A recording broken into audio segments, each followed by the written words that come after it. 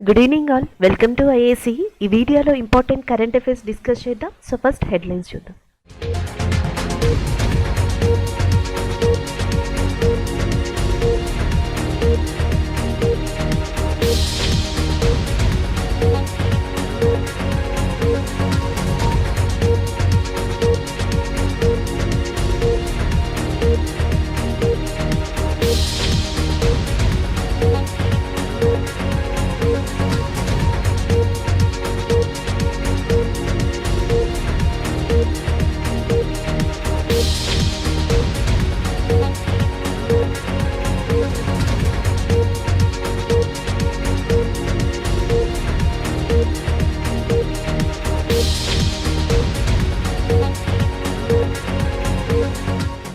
So next current affair, national tourism day, జాతీయ పర్యాటక దినోత్సవం జాన్ 25న రికగ్నైజ్ చేయడం జరిగింది. భారతదేశంలో ఎకలాజికల్గా, ఎకానమీ పరంగా, జోగ్రఫికల్గా, కల్చరల్గా పర్యాటక రంగాన్ని అభివృద్ధి చేయడం కోసం జాతీయ పర్యాటక దినోత్సవం అనే దాన్ని జాన్ 25న రికగ్నైజ్ చేసింది గవర్నమెంట్ ఆఫ్ ఇండియా. సో ప్రస్తుతం మనకి పర్యాటక శాఖ మంత్రి, టూరిజం మినిస్టర్గా జి కిషన్ రెడ్డి గారు ఉన్నారు. సో ఇది కూడా గుర్తుపెట్టుకోవచ్చు. అయితే ఎస్ఎస్సి, ఆర్ఆర్బి లాంటి ఎగ్జామ్స్కి ఫ్యాక్చువల్ ఇన్ఫర్మేషన్ కూడా ఇంపార్టెంట్ కాబట్టి అవి కొన్ని పాయింట్స్ చూద్దాం. ఫాదర్ ఆఫ్ టూరిజం, ప్రపంచ పర్యాటక పితామహుడిగా ఎవరిని పిలుస్తారు అంటే థామస్ కుక్ అనే పర్సన్ని పిలుస్తారు. థామస్ కుక్ ఇనీషియల్గా ఈ టూరిజాన్ని ప్రపంచంలో చాలా డెవలప్ చేశారంటే ఇనీషియల్ స్టెప్స్ ఈయన తీసుకున్నారు కాబట్టి సో ఈయనని ఫాదర్ ఆఫ్ టూరిజం అంటాం.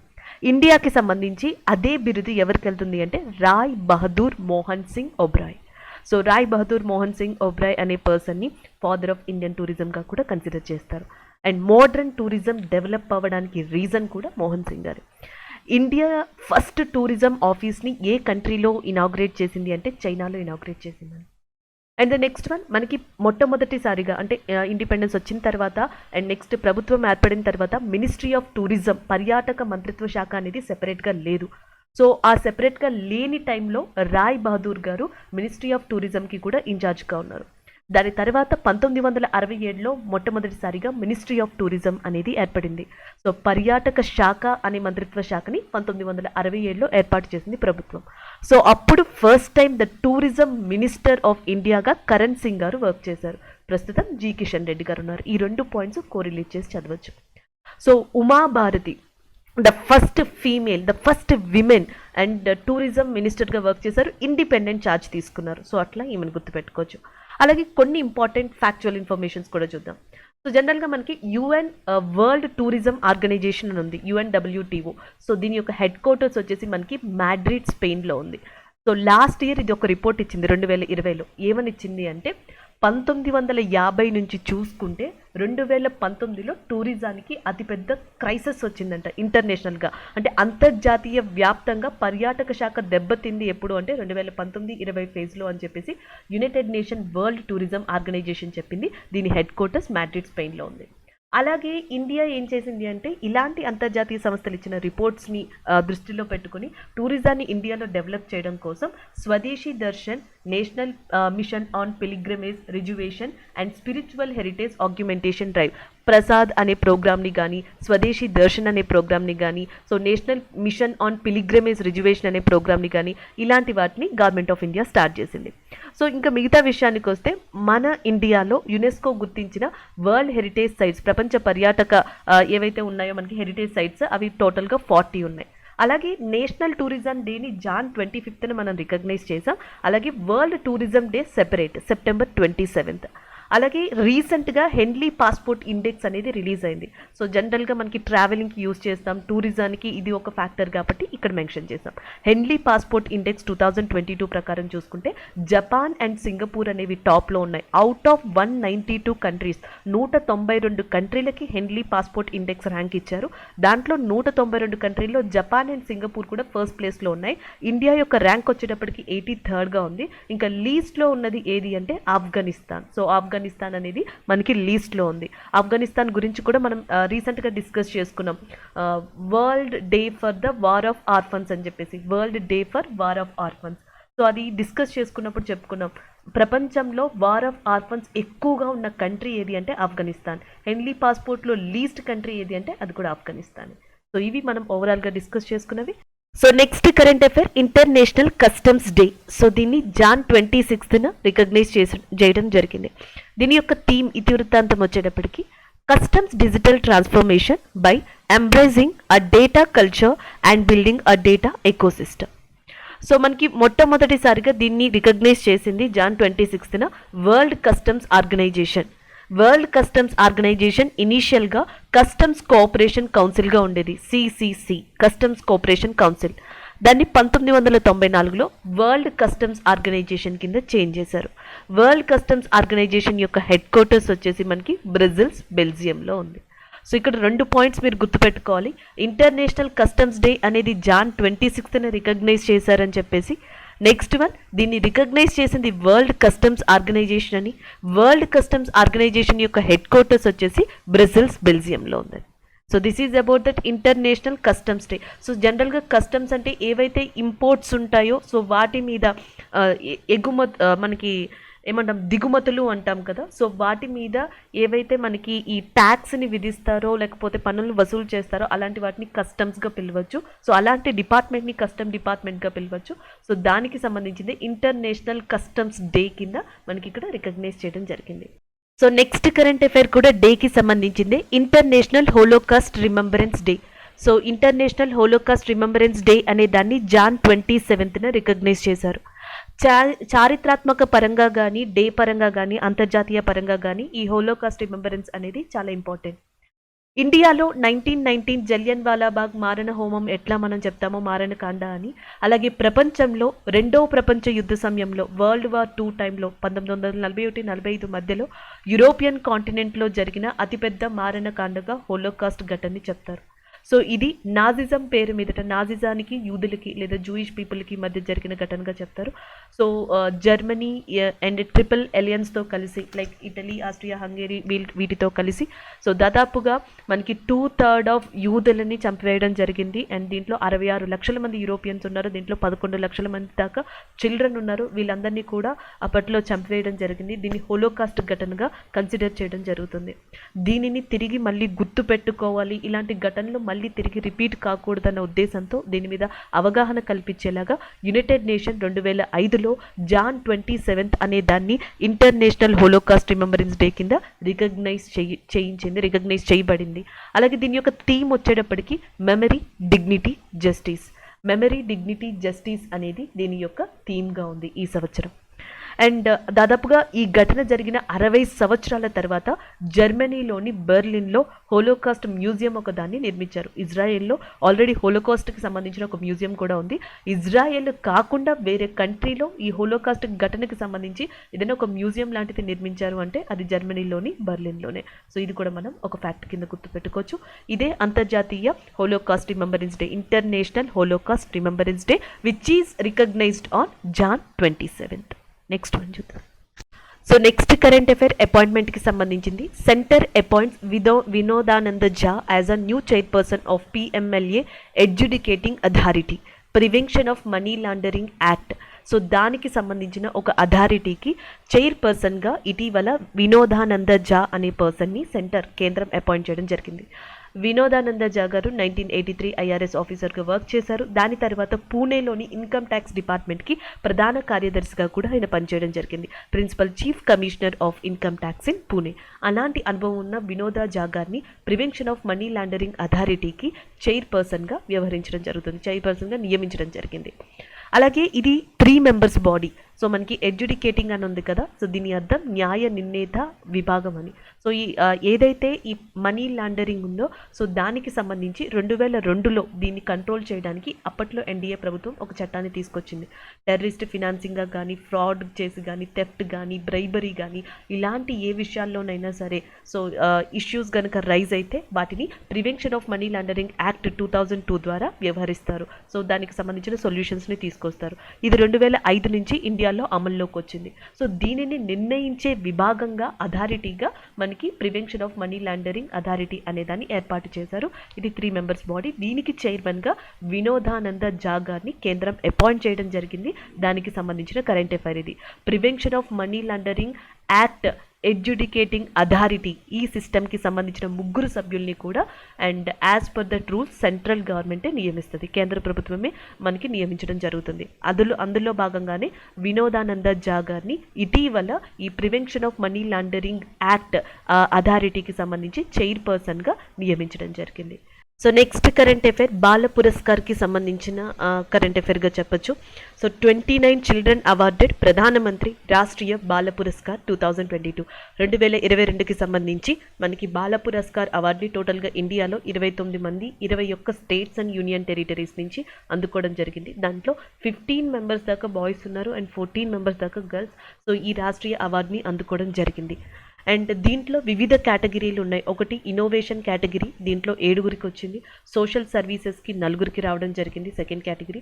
And third category scholastic category, దీంట్లో 1కి రావడం జరిగింది. And the next one sports category, దీంట్లో 8 మందికి వచ్చింది.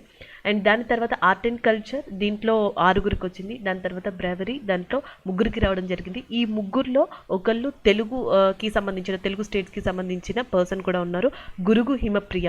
సో ఈమె ఆంధ్రప్రదేశ్లోని శ్రీకాకుళానికి సంబంధించిన పర్సన్.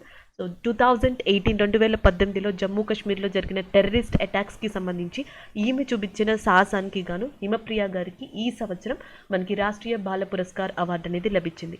అలాగే స్పోర్ట్స్ కేటగిరీ ఏదైతే ఉందో ఈ 8 మందిలో తెలంగాణకి సంబంధించిన విరాట్ చంద్ర కూడా ఉన్నారు. తెలంగాణకి సంబంధించి స్పోర్ట్స్ విభాగంలో విరాట్ చంద్రకి, ఆంధ్రప్రదేశ్కి సంబంధించి అండ్ బ్రేవరీ విషయంలో హిమప్రియ గారికి ఈ అవార్డు అనేది దక్కింది. టోటల్గా ఇండియాలో 29 మందికి 29 చిల్డ్రన్ అవార్డెడ్ ప్రధానమంత్రి రాష్ట్రీయ బాల పురస్కార్. సో వీళ్ళందరికీ కూడా 1,00,000 దాకా క్యాష్ ప్రైజ్ అనేది ఇవ్వబడుతుంది. సో ఎవరికైతే ఈ బాల పురస్కార్ అవార్డుని అందుకున్నారో వాళ్ళు 1,00,000 రూపాయల దాకా క్యాష్ ప్రైజ్ని కూడా అందుకొనున్నారు. సో దీంతో పాటు అంటే ఇక్కడ మనకి 14 గర్ల్స్ ఈసారి మనకి రాష్ట్రీయ బాల పురస్కార్ అవార్డుని అందుకోవడం జరిగింది, 14 మంది బాలికలు. సో మనం ఇక్కడ ఇంకొక పాయింట్ని కూడా గుర్తుపెట్టుకోవచ్చు, ఈ మంత్లోనే జరిగింది కాబట్టి national girls child day. So national girl child day అనే దాన్ని జాన్ 24th రికగ్నైజ్ చేయడం జరిగింది. జాన్ 23rd నుంచి మనకి అన్ని ఇంపార్టెంట్ డేస్గా చెప్పొచ్చు. జాన్ 23rd వచ్చేటప్పటికేమో మనకి పరాక్రమ దివాస్ అనే దాన్ని రికగ్నైజ్ చేశారు. జాన్ 24th వచ్చేటప్పటికేమో మనకి ఈ నేషనల్ గర్ల్ చైల్డ్ డే అనే దాన్ని రికగ్నైజ్ చేయడం జరిగింది. జాన్ 26th ఆల్రెడీ మీకు తెలుసు రిపబ్లిక్ డే కింద తీసుకోవచ్చు, ఇంటర్నేషనల్ కస్టమ్స్ డే కింద కూడా రికగ్నైజ్ చేయొచ్చు. సో 23rd, 24th, 26th అనేది అండ్ జనవరి మంత్లో చాలా ఇంపార్టెంట్ డేస్గా చెప్పొచ్చు. ఈ మూడింటిని గుర్తుపెట్టుకోండి. So that is about that Rashtriya Bala Puraskar awards. Next current affair మనకి ఒబిచరీకి సంబంధించింది. ఎమినెంట్ ఆర్కియాలజిస్ట్ ఎవరైతే మనకి ఆర్ నాగస్వామి గారు ఉన్నారో ఆయన రీసెంట్గా మరణించారు. దానికి సంబంధించిన కరెంట్ అఫైర్ రామచంద్రన్ నాగస్వామి, తమిళనాడుకి సంబంధించిన రామచంద్రన్ నాగస్వామి రీసెంట్గా మరణించారు. ఆయన ప్రముఖ మనకి పురావస్తు శాస్త్రవేత్త అండ్ యాజ్ వెల్ యాజ్ చారిత్రకకారుడు, ఎపిగ్రఫిస్ట్ కూడా. సో జనరల్గా ఎపిగ్రఫీ అంటే శాసనాలు ఏవైతే ఉంటాయి ఇన్స్క్రిప్షన్స్, సో వాటిని చదివే వాళ్ళని డీకోడ్ చేసే వాళ్ళని ఎపిగ్రఫిస్ట్గా పిలుస్తారు, దాన్ని చదవడాన్ని ఎపిగ్రఫీగా పిలుస్తారు. సో ఆయన ఎపిగ్రఫిస్ట్, హిస్టోరియన్, ఆర్కియాలజిస్ట్ కూడా. అంతేకాకుండా తమిళనాడు యొక్క డిపార్ట్మెంట్ ఆఫ్ ఆర్కియాలజీ అనే దానికి ఫస్ట్ డైరెక్టర్గా కూడా వర్క్ చేసిన వ్యక్తి నాగస్వామి గారు.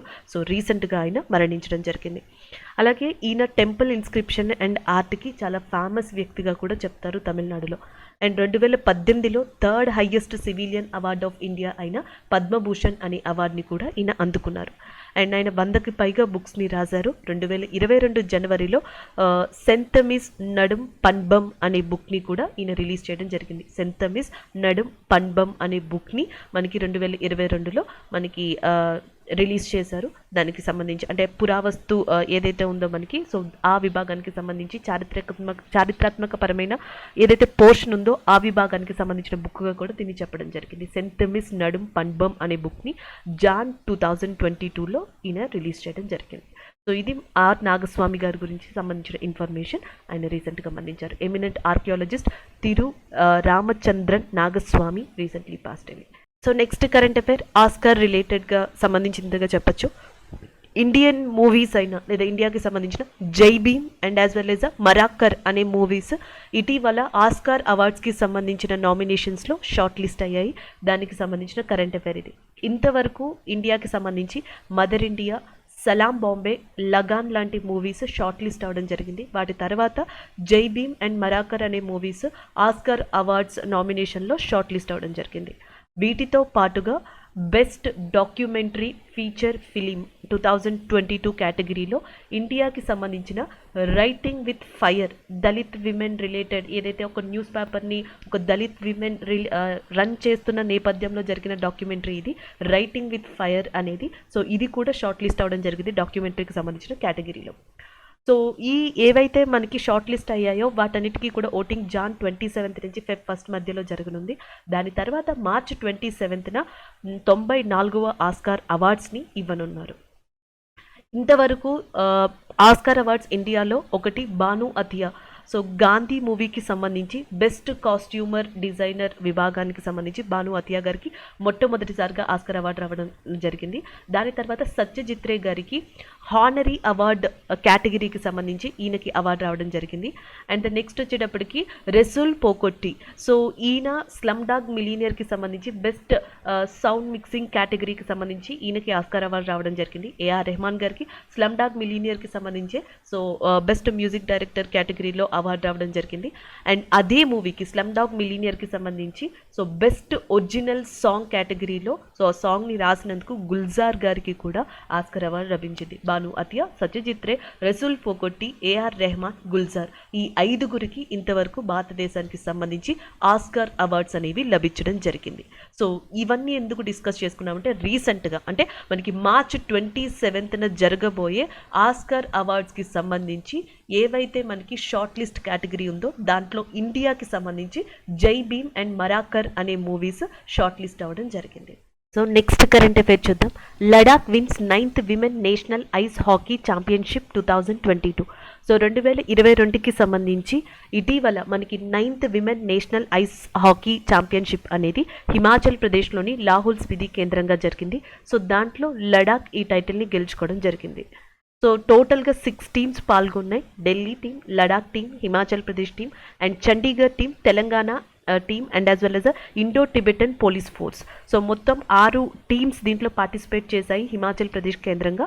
So Ladakh 9th women national ice hockey ఛాంపియన్షిప్ని గెలుచుకుంది. ప్రస్తుతం ఐస్ హాకీ అసోసియేషన్ ఆఫ్ ఇండియాకి చైర్మన్గా డాక్టర్ సురేంద్ర మోహన్ భాలి ఉన్నారు.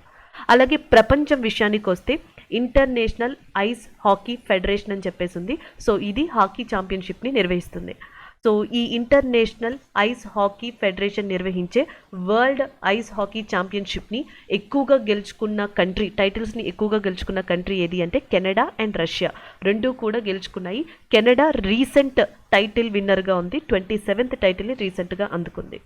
అలాగే ఈ సంవత్సరం 2022లో మార్చ్ నుంచి మనకి వరల్డ్ ఐస్ హాకీ ఛాంపియన్షిప్ అనేది ఇంటర్నేషనల్ ఐస్ హాకీ ఫెడరేషన్ నిర్వహించనుంది ఫిన్లాండ్ కేంద్రంగా. సో అవి ఫిన్లాండ్లో జరగబోతున్నాయి. ఈ పాయింట్ని కూడా మనం గుర్తుపెట్టుకోవచ్చు. That is about that Ladakh wins 9th women national ice hockey championship 2022. So next current affair మనకి స్పేస్ ఏజెన్సీకి సంబంధించింది. NASA and CSA Canada space agency. NASA and Canada space agency కలిసి జాయింట్గా food challenge, deep space food challenge అనే దాన్ని release చేశాయి. దానికి సంబంధించిన current affair. NASA launches $1 million deep space food challenge jointly with Canada space agency. So దీంట్లో ఏంటంటే ఎవరైతే ఆస్ట్రోనాట్స్ ఉంటారో ఇంటర్నేషనల్ స్పేస్ స్టేషన్స్లో కానీ స్పేస్లో కానీ వెళ్ళే వాళ్ళు ఉంటారో సో వాళ్ళకి మినిమల్ రీసోర్సెస్తో సో టేస్టీ ఫుడ్ని వాళ్ళ రిక్వైర్మెంట్స్ని ఫుల్ఫిల్ చేసేలాగా, అది కూడా మినిమల్ వేస్టేజ్తో. సో ఎవరైతే ఇన్నోవేటివ్ ఐడియాస్, ఇన్నోవేటివ్ టెక్నాలజీతో ముందుకు వస్తారో అలాంటి వాళ్ళని సెలెక్ట్ చేసి ఆ ఐడియాస్ని డెవలప్ చేయడంతో పాటు వాళ్ళకి $1 million క్యాష్ ప్రైజ్గా కూడా ఇవ్వడం జరుగుతుంది. ఫేజ్ 1ని నాసా ఆల్రెడీ నిర్వహించింది 2018లో. 18 టీమ్స్ని ఓవరాల్గా సెలెక్ట్ చేసి అండ్ వాళ్ళ మొత్తం అందరికీ టోటల్ అమౌంట్ $450,000 million క్యాష్ ప్రైజ్గా కూడా ఇవ్వడం జరిగింది. సేమ్ కైండ్ ఆఫ్ థింగ్ని 2018లో ఏదైతే ఈ ఛాలెంజ్ని రిలీజ్ చేసిందో నాసా, అలాంటి ఛాలెంజ్ని తిరిగి రిపీటెడ్గా 2022లో లాంచ్ చేయడం జరిగింది with collaboration with the Canada space agency. దానికి సంబంధించింది NASA launches $1 million deep space food challenge jointly with Canada space agency. So next current affair state related, అది కూడా కర్ణాటకకి సంబంధించి. Karnataka launches India's first AVGC centre of excellence in Bengaluru. భారతదేశంలోనే మొట్టమొదటిసారిగా Karnataka AVGC centre of excellence అనే దాన్ని నిర్మించబోతుంది. సో ఇక్కడ ఏవీజీసీ అంటే అర్థం animation, visual effects, gaming and comics. ఏవీజీసీకి సంబంధించి ఫస్ట్ యాక్ట్ పాలసీని కూడా కర్ణాటక ప్రభుత్వమే ఇండియాలో తీసుకొచ్చింది. సో అలాంటి కర్ణాటక ప్రభుత్వం ఇన్నోవేటివ్ కర్ణాటక అనే ప్రోగ్రామ్ని కూడా అనే స్కీమ్ని కూడా కర్ణాటకలో రన్ చేస్తుంది. ఈ ఇన్నోవేటివ్ కర్ణాటక ఇనిషియేటివ్ కిందే మనకి ఈ animation, visual effects, gaming, comics centre of excellence అనే దాన్ని మనకి తీసుకురాబోతుంది. ఇది ఇండియాలోనే కాకుండా ఏషియాలోనే one of the biggest centre of ఎక్సలెన్స్గా సో దీనిని నిర్మించనున్నట్లుగా కూడా చెప్పడం జరిగింది. కర్ణాటక యొక్క చీఫ్ మినిస్టర్గా బసవరాజ్ బొమ్మాయి అండ్ కర్ణాటక యొక్క గవర్నర్గా తవర్ చంద్ గెహ్లాట్ ఉన్నారు. సో ఇది ఇక్కడ మనకి current affair. Karnataka launches India's first animation, visual effects, gamings, comic centre of excellence in Bengaluru. So next current affair, ICC ఇటీవల 2021కి సంబంధించిన అవార్డ్స్ని ప్రకటించింది. One day international, T20 international, so ఇలా పలు విభాగాలకి సంబంధించిన అవార్డ్స్ని ప్రకటించింది. దానికి సంబంధించిన current affair, Rachael Heyhoe Flint trophy for ICC women's cricketer of the year అవార్డ్ని స్మృతి మందానా ఫ్రమ్ ఇండియాకి లభించడం జరిగింది. Sir Garfield Sobers trophy for ICC men's cricketer of the year అవార్డ్ని షాహిన్ షా అఫ్రీది ఫ్రమ్ పాకిస్తాన్కి లభించడం జరిగింది. అంపైర్ ఆఫ్ ద ఇయర్ అవార్డ్ని మ్యారియస్ ఎరెస్మస్ అనే పర్సన్కి ఇవ్వడం జరిగింది. Next one, ICC men's T20 international cricketer of the year అవార్డ్ని మొహమ్మద్ రిజ్వాన్ ఫ్రమ్ ద పాకిస్తాన్కి ఇవ్వడం జరిగింది. దాని తర్వాత ICC women's T20 international cricketer of the ఇయర్ని ఇంగ్లాండ్కి సంబంధించిన క్రికెటర్ అయిన టామీ బ్యూమౌంట్కి ఇచ్చారు. ICC men's one day international cricket of the year అవార్డ్ని బాబర్ అజామ్ ఫ్రమ్ పాకిస్తాన్కి ఇవ్వడం జరిగింది. ICC women's one day international cricketer of the year అవార్డ్ని లెజ్లీ లీ ఫ్రమ్ సౌత్ ఆఫ్రికాకి ఇవ్వడం జరిగింది. So one day international, T20 international and ఓవరాల్గా cricketer of the year in men category and women's కేటగిరీకి సంబంధించిన అవార్డ్స్ని, వీటితో పాటుగా emerging cricketer of the year అవార్డ్ని, test cricketer of the year అవార్డ్స్ని కూడా ఐసీసీ ప్రకటించడం జరిగింది. సో దీంట్లో ఓవరాల్గా ఇండియాకి సంబంధించి స్మృతి మందానా గారికి ICC women's cricketer of the year award అనేది లభించింది. ఈరోజు ఏవైతే కరెంట్ అఫైర్స్ డిస్కస్ చేసుకున్నామో వాటి రివ్యూ చూద్దాం. National tourism day. So national tourism day అనే దాన్ని జాన్ 25th రికగ్నైజ్ చేయడం జరిగింది. దానికి సంబంధించిన కరెంట్ అఫైర్ ఇది. సో ఇది మనం డిస్కస్ చేసుకున్నాం. సో దాని తర్వాత నెక్స్ట్ వచ్చేటప్పటికి ఇంటర్నేషనల్ కస్టమ్స్ డే అనే దాన్ని జాన్ 26th రికగ్నైజ్ చేశారు. సో దానికి సంబంధించింది. ఇంటర్నేషనల్ హోలోకాస్ట్ రిమెంబరెన్స్ డే అనే దాన్ని United nation John 27th recognise చేసింది. ఈ డే గురించి మనం డిస్కస్ చేసుకున్నాం. Centre appoints వినోదానంద Jha as a new chairperson of prevention of money laundering act adjudicating authority. So మనకి ఏదైతే prevention of money laundering act ఉందో సో దానికి సంబంధించిన అథారిటీకి కేంద్ర ప్రభుత్వం ఇటీవల వినోదానంద ఝా అనే పర్సన్ని చైర్పర్సన్గా అపాయింట్ చేయడం జరిగింది.